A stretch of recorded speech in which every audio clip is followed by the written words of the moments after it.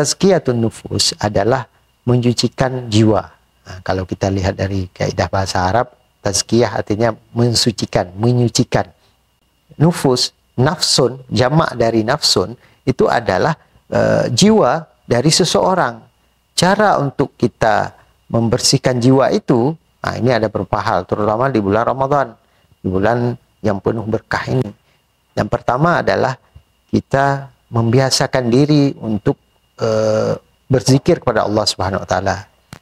Sebagaimana Allah katakan dalam Al-Qur'anul Karim yang menjadi pegangan kita, referensi kita semuanya, yaitu ala bidzikrillah tatmainnul qulub. Bukankah dengan kita menyucikan jiwa, menyucikan hati, membuat kita tenang?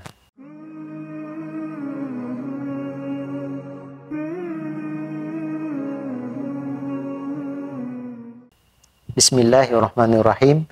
Assalamualaikum warahmatullahi wabarakatuh. Innal hamdalillah nahmaduhu wa nasta'inuhu wa na'udzu billahi min syururi anfusina wa min sayyiati a'malina may yahdihillahu fala mudhillalah wa may yudlil fala hadiyalah. Asyhadu an la ilaha illallah wa asyhadu anna Muhammadan abduhu wa rasuluh. Subhanaka la ilma lana illa ma 'allamtana innaka antal alimul hakim. Rabbi shrah li sadri wa yassir li amri wahlul 'uqdatam min lisani yafqahu qawli wa ba'du. Alhamdulillah, kita bersyukur kepada Allah Subhanahu wa taala.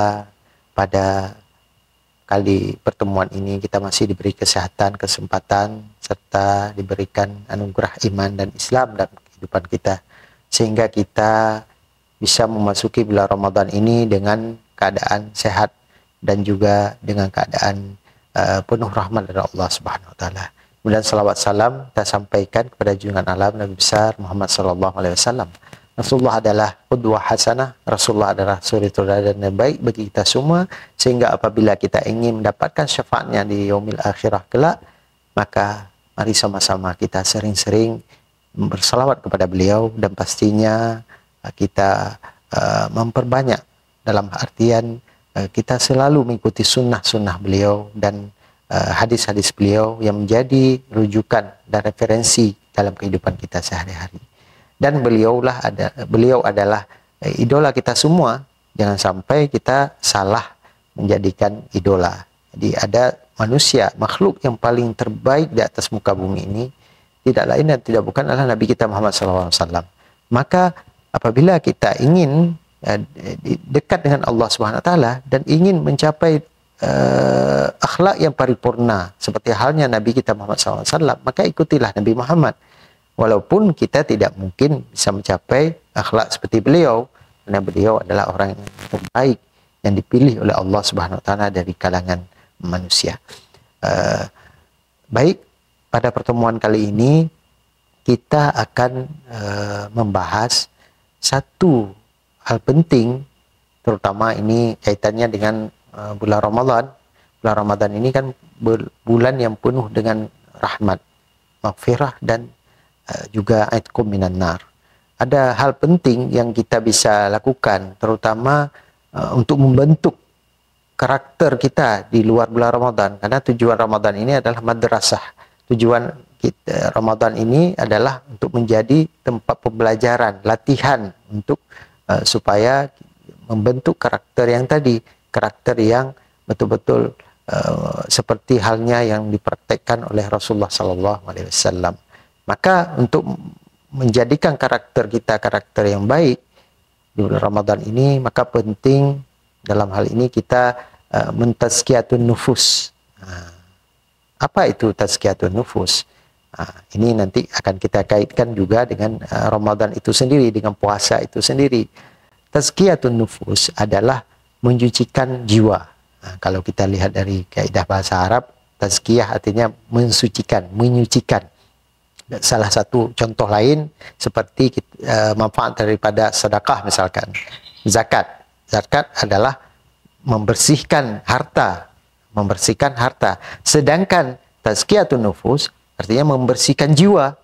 Jiwa itu berarti lebih mendalam dibanding harta. Kalau harta lebih sifatnya fisik, lebih sifatnya nampak, materi. Sedangkan nufus, nafsun, jamak dari nafsun, itu adalah jiwa dari seseorang.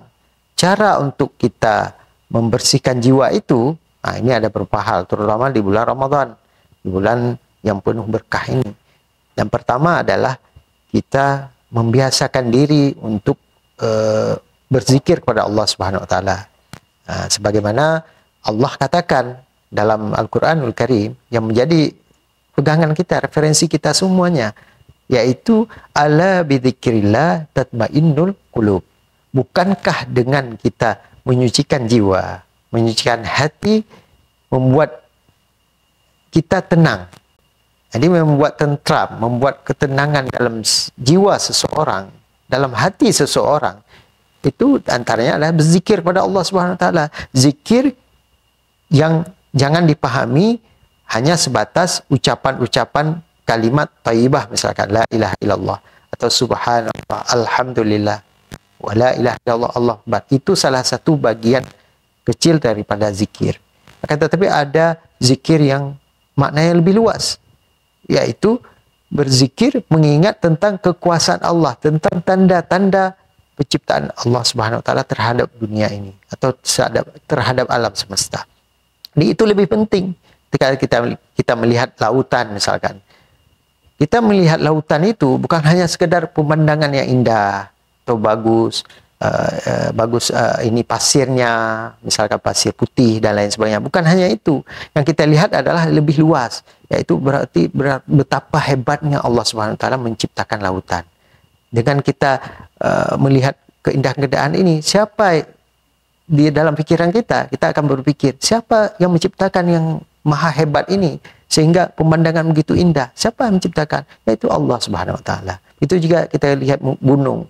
Kita melihat gunung, di situ ada pepohonan yang begitu rindang, pepohonan yang begitu menyejukkan bahkan, sehingga bahkan kalau kita ingin mengubah kita ubah gunung itu menjadi misalkan ada traffic atau ada perambahan hutan, itu malahan kontra dari segi penciptaan Allah Subhanahu wa taala terhadap gunung itu tersebut, terhadap gunung itu. Artinya ada gunung, disitulah menjadi pakunya alam, menjadi tempat kuatnya bumi ini dengan adanya gunung.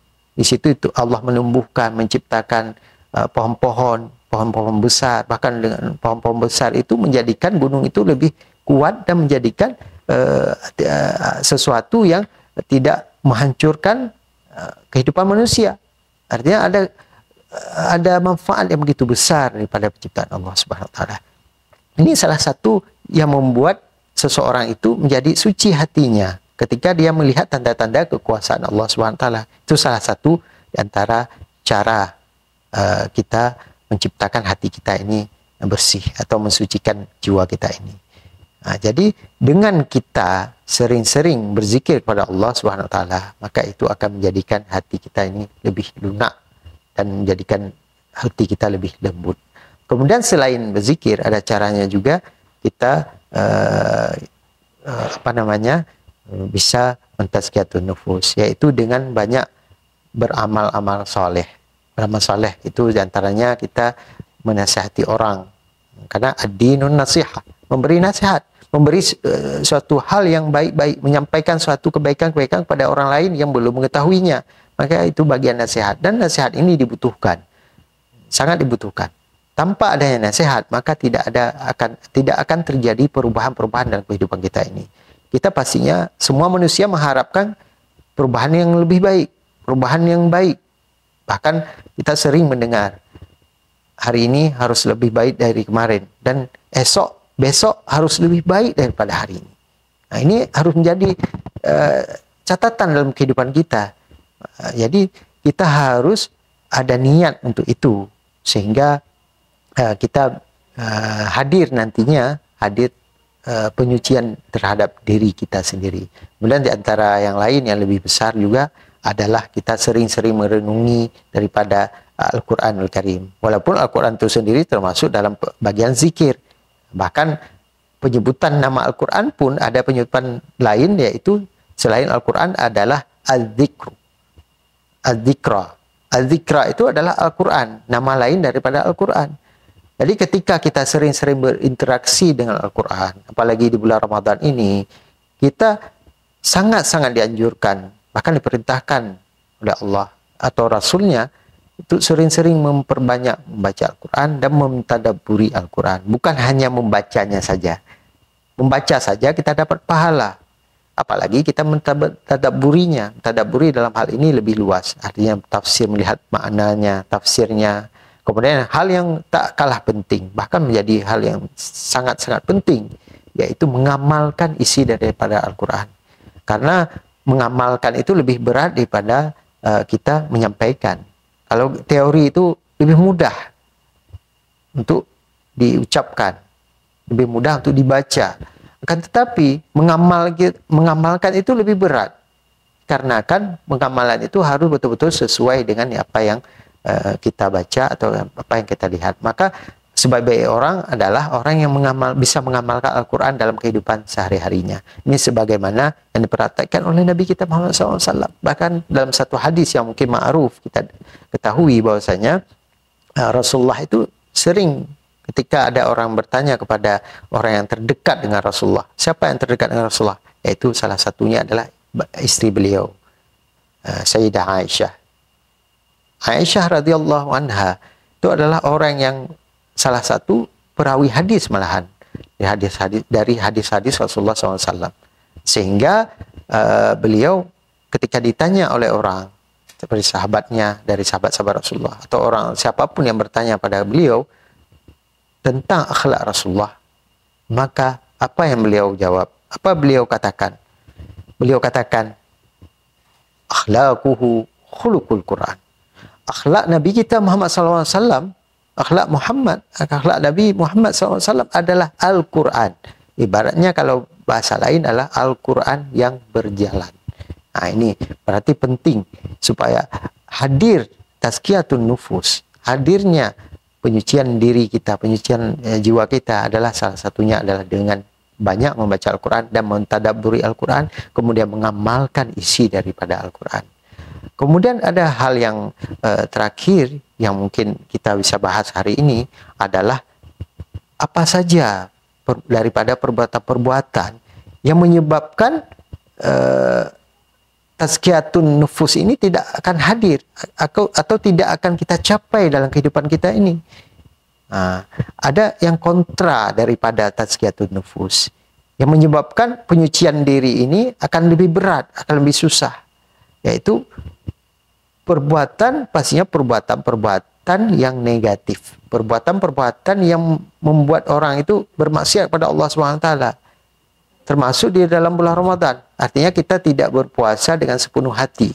Kita berpuasanya karena ikut-ikutan, karena kita melihat orang berpuasa, kita berpuasa. Enggak enak karena kita lihat orang sekitar, sahabat-sahabat kita, saudara-saudara kita, atau kawan-kawan kita, mereka berpuasa, sehingga kita nggak puasa, jadi nggak enak. Nah ini jangan ada rasa seperti itu, sehingga puasa kita pun tidak maksimal. Padahal dari tujuan dibentuknya atau hadirnya puasa yang Allah tanamkan pada diri kita adalah supaya ada goalnya, supaya ada hadirnya ketakwaan dalam diri kita. Jadi goal dari puasa itu sendiri sebenarnya adalah adanya ketakwaan dalam diri kita. Ketakwaan sebagaimana yang dikatakan oleh Allah dalam Quranul Karim dalam surah Al-Baqarah ayat 183. Yang ayatnya mungkin kita sudah hafal semua. Kita tahu menghafal ayatnya dan sering kita dengarkan. Biasanya dikatakan ketika disampaikan di bulan Ramadan. A'udzubillahi minasyaitonirrajim. Bismillahirrahmanirrahim. Ya ayyuhalladzina amanu kutiba alaikumussyam kama kutiba alal ladzina min qablikum la'allakum tattaqun. Jadi goalnya di akhir ayat ini, dia nggak boleh dipotong ayat ini. Kalau kita potong, kita nggak tahu tujuan akhirnya. Karena maksud Allah menyuruh atau mewajibkan kita berpuasa, memerintahkan berpuasa adalah tidak lain dan tidak bukan hanya untuk mencapai derajat takwa. Takwa itu akan hadir apabila kita menjauhi apa saja yang dilarang oleh Allah Subhanahu wa taala, terutama di bulan Ramadan, di bulan puasa, dan juga di luar bulan Ramadan. Nah ini karena tujuan seperti kita sampaikan di awal tadi, ini menjadi tempat latihan tamrin, tempat kita melatih diri kita supaya kita menjadi orang yang lebih baik, membentuk kepribadian yang lebih baik daripada seorang mukmin. Dia dipanggil oleh Allah dalam hal ini, atau dengan kata lain, mukhatabnya yang dipanggil itu adalah bukan seluruh umat manusia, tapi orang yang beriman. Ya ayyuhalladzina amanu, wahai orang-orang yang beriman. Jadi itu kenapa puasa ini sangat khusus sebenarnya, khusus pada orang mukmin, karena ketika itu disampaikan oleh Allah kepada orang yang kafir misalkan, maka itu tidak ada hasilnya, karena mereka nggak mungkin mencapai derajat takwa, karena orang yang memberi takwa goalnya pun, yang menghadirkan goalnya pun hanya Allah Subhanahu Wa Taala. Bagaimana mungkin Allah memberikan derajat takwa bagi orang yang tidak mengakui Allah itu sendiri, bahkan syirik kepada Allah Subhanahu Wa Taala, tidak menyembah Allah. Maka Allah kenapa sampaikan dalam ayat ini hanya kepada orang-orang yang mukmin saja yang akan mendapatkan goal tersebut, yang akan mendapatkan output daripada derajat takwa ini. Maka kita harus jauhi perbuatan-perbuatan ini. Dan antara perbuatan yang membuat tidak hadirnya tazkiyatun nufus adalah diantaranya seperti kita hal yang simpel, kita sering hasad, dengki, iri hati, ataupun fitnah, ini yang lebih dahsyatnya, ataupun perbuatan-perbuatan yang menjerumuskan pada maksiat, baik dari perkataan, perbuatan itu sendiri, bahkan amalan-amalan. Misalkan kita sering berinteraksi dengan ribawi, nah ini bagian salah satunya yang membuat hati kita ini keras, membuat hati kita ini nggak akan suci, nggak akan bersih. Karena kenapa? Kita selalu bermuamalah dengan muamalah yang ribawi. Nah, maka itu salah satu contoh misalkan. Dan banyak contoh-contoh yang lainnya daripada perbuatan-perbuatan yang membuat hati kita ini nggak akan tenang, jiwa kita ini nggak akan suci, nggak akan bersih.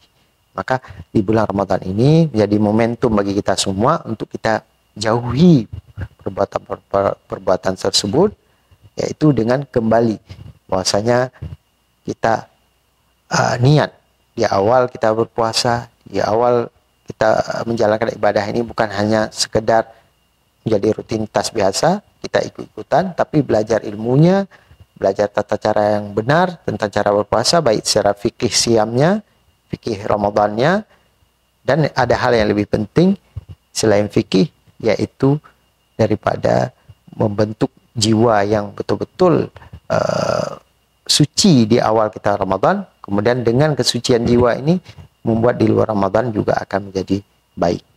Karena hadirnya bulan Ramadan 1 bulan saja daripada 12 bulan. Jadi 1 bulan ini gimana cara? Tujuannya adalah supaya 11 bulan yang selain bulan Ramadan menjadi bulan-bulan terbaik dalam kehidupan kita.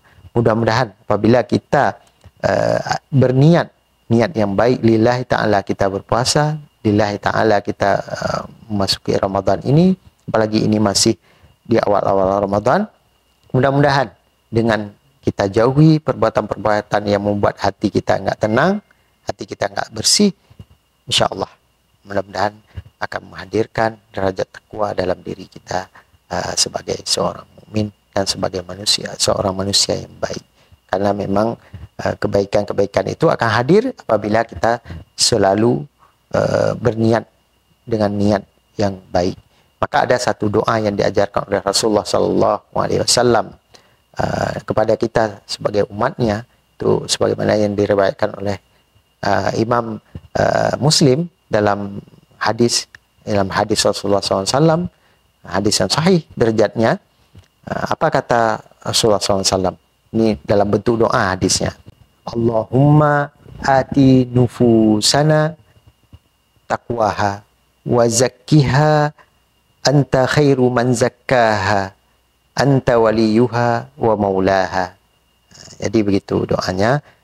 Alhamdulillah kita sudah membahas berkaitan dengan tazkiyatun nufus. Catatan di akhir sebelum kita tutup pertemuan kali ini atau pembahasan kali ini adalah firman Allah Subhanahu wa taala dalam Al-Qur'anul Karim dalam surah Al-A'la ayat 14. Apa kata Allah Subhanahu wa taala? A'udzubillahi minasyaitonir rajim. Bismillahirrahmanirrahim. Qad aflaha man tazakka. Maka sungguh beruntunglah orang-orang yang menyucikan dirinya. Atau dengan kata lain, membersihkan jiwanya. Mudah-mudahan kita termasuk orang-orang yang selalu dijaga dan dilindungi oleh Allah Subhanahu wa taala dan menjadikan bulan Ramadan sebagai bulan tazkiyatun nufus atau bulan menyucikan jiwa kita. Di bidang kurang saya mohon maaf. Aku qauli hadza astaghfirullah li wa lakum. Mudah-mudahan bisa bermanfaat bagi kita semua. Assalamualaikum warahmatullahi wabarakatuh.